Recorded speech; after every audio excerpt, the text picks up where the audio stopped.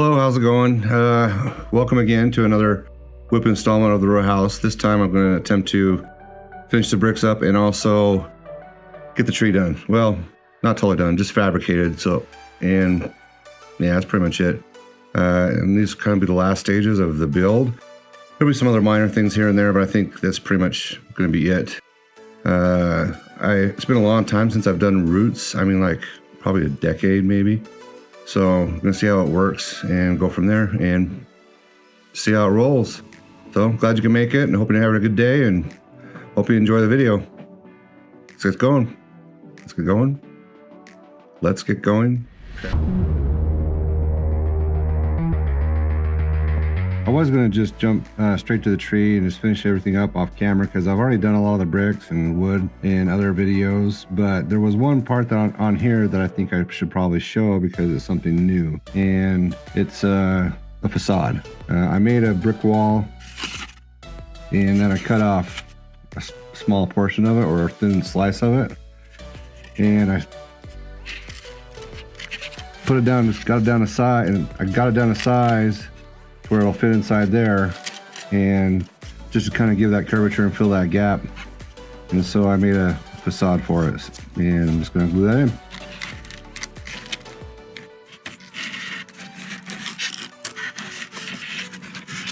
What I'm doing now is I'm doing some decorative pieces, and these are wooden dowels. I didn't want them smooth, so what I did is I kind of chipped away at them with an X-Acto knife or a hobby knife, and then I wire brushed them. These suckers are really hard. They're a lot harder than basswood, at least the ones I have. So I went through and I gouged them. I just did a bunch of lines in them with this as well to help the wire brush get better grooves in it. But like I said, it sucked pretty bad. But what I want to do now is I want to kind of round the top off like it's been pounded in with some sledgehammers or wooden mallets or something. And so what I'm doing is I'm just sanding them like this. So I'm kind of doing a pushing motion like this.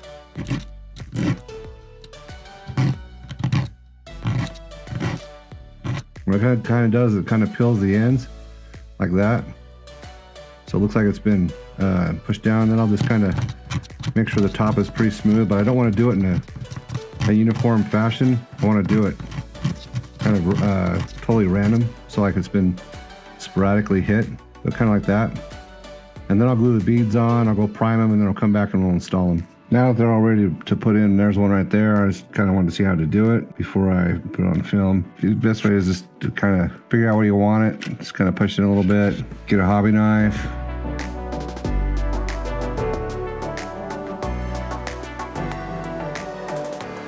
Now I have a hole, just gonna make sure it works, make sure it fits. And then I'll decide what has the most character on them, so I know what I want to show. Slap some glue in there.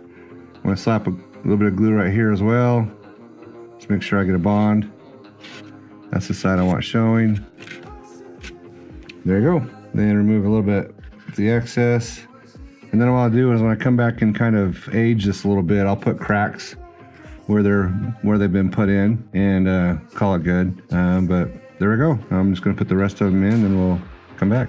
I did a little bit of experiment and see what I want, so I now kind of know how I'm just gonna go through and weather this and make it look like it's a rundown or a really old temple.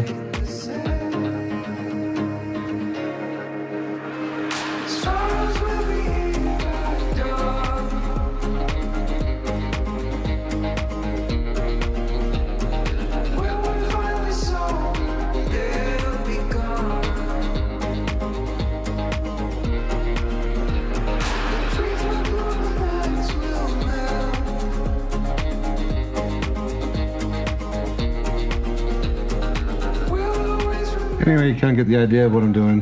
Just gonna kind of pick at it and do scars in it and see how it turns out.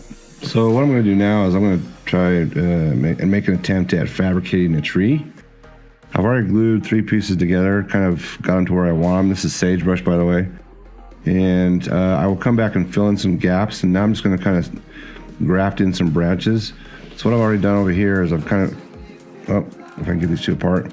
What I've done over here is I've spliced it as if you would do an actual graft. I'm going to see how hot gluing is, and these are probably flat, but this is what I'm going to do is I'm going to try and attempt to fabricate a tree now.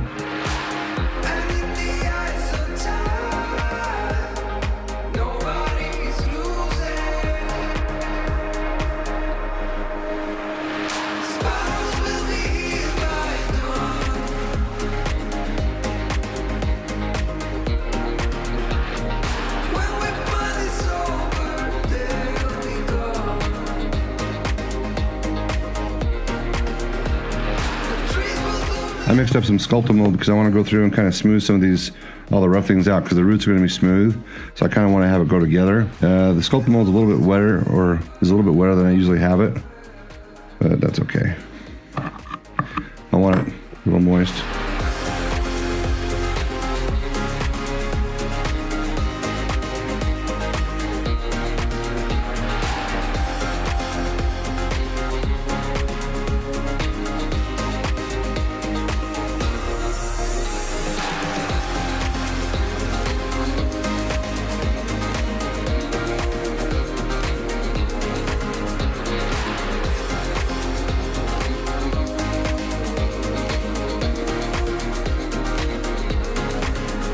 When I started applying the roots, I just kind of laid one down, just kind of get an idea and how this stuff works. It's the air dry DOS clay, or DAS clay, however you pronounce it. And it's gonna be a lengthy process because it takes 36 to 48 hours for this stuff to dry. So I'll start doing it.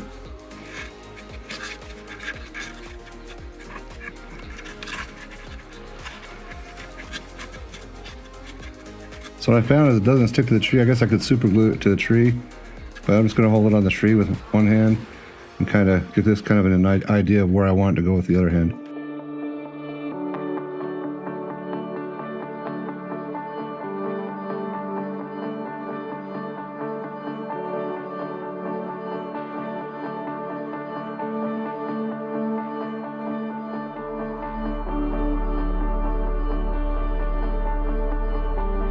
Now I did determine that I do like it. The more my picture references are a lot of them are straight, but I like the feel of curvy, just like that better. I don't know why, I just do. I'm not sure what this tool is called. It's one of my old clay sculpting tools that I never used to sculpt clay with. Kind of ironic. Just kind of adding some texture to it as best I can. When I paint it, I'm just going to have to fake it and probably just do some stippling or something, or use a sponge to create texture or the look of texture. But I'm just going to try and do a little bit with this.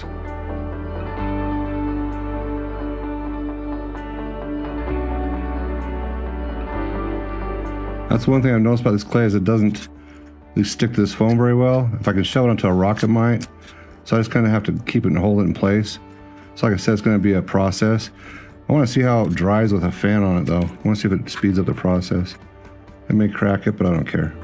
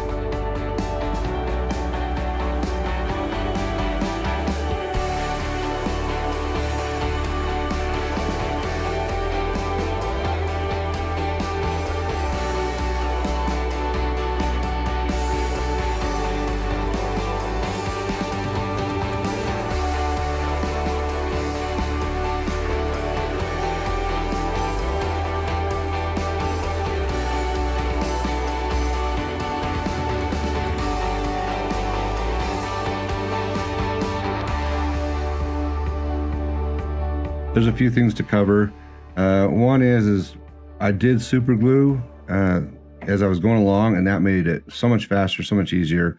Even when I did these big chunks up here, I super glued them on there first. I kind of got them to the size I wanted, but then I super glued the back end and then I formed it.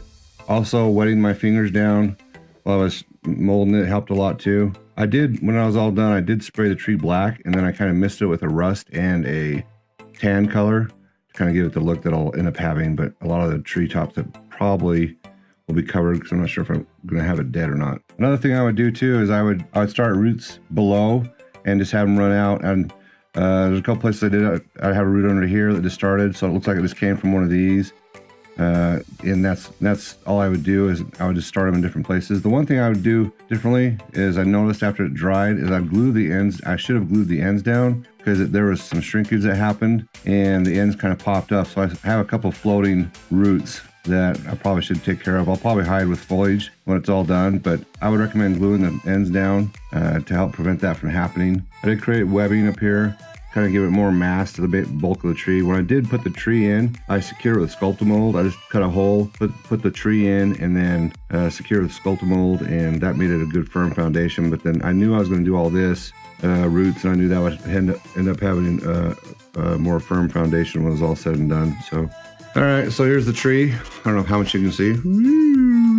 Anyway, I learned a lot doing this, and one of the first things is these roots don't like adhering to the foam. So what I started doing is I started gluing them down, and that worked amazing. I was able to speed the process up, and also the fan sped the process up in drying this. And in all reality, I could work on one side and almost rotate to the other as long as I didn't press down too hard. I could start another root somewhere. I also stopped using parchment paper because it started creating ripples. It started getting moist and kind of doing waves, and start creating ripples in the roots. So I didn't do that. I also did the webbing up here. I would just moisten it down, and but I'd also super glue this too, and that made it a lot easier. But I had a good time. It was a very interesting process, and I'm excited to paint it and see how it turns out. Who knows? Anyway, this build is pretty much done. I might add a couple more things. I forgot to add something I was going to do, but I think the roots kind of made it so I can't put that in there now. So I'm not worried about it. Anyway, get that out of the way. Well, I hope you enjoyed the video, and if you like the channel, subscribe to us, and like it, share it, let other people know so they can get some use out of this tutorial, and hope you have a good day, well, good rest of the day, depending on what time you're watching this. And I'm saying "and" a lot. That's pretty much it. Gonna probably start painting here shortly, and I'm excited. I think it's gonna be fun painting some of this stuff. I have some ideas and some new techniques, but we'll see. Oh, one more thing. Remember what my mother used to. Remember what my mom always says. Anyone can do art. Ciao.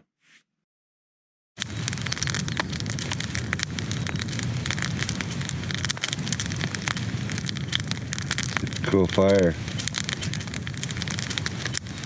Southern Nights.